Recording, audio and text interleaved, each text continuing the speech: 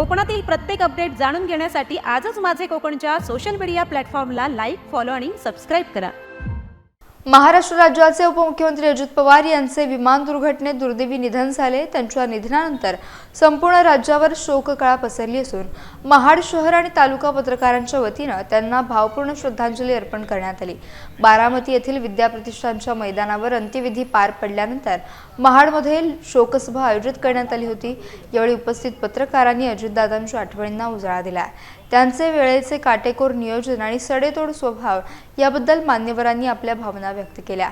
वेळेचे बंधन पाळणे हीच त्यांना खरी श्रद्धांजली ठरेल असं मत पत्रकारांनी व्यक्त केलं। या कार्यक्रमाला तहसीलदार महेश शितोळे, पोलीस निरीक्षक रमेश तडवी, अनिल जाधव यांच्यासह नगराध्यक्ष संदीप जाधव आणि शिवसेना नेते विकास गोगावले उपस्थित होते। सर्व क्षेत्रातील मान्यवरांनी उपस्थित राहून दादांच्या कार्याचा गौरव केला। पत्रकार आणि अजितदादांचे असलेले जिव्हाळ्याचे नाते या सभेच्या माध्यमातून पुन्हा एकदा अधोरेखित झाले। सर्व उपस्थितांनी शांतता राखून आपल्या लाडक्या नेत्याला निरोप दिला।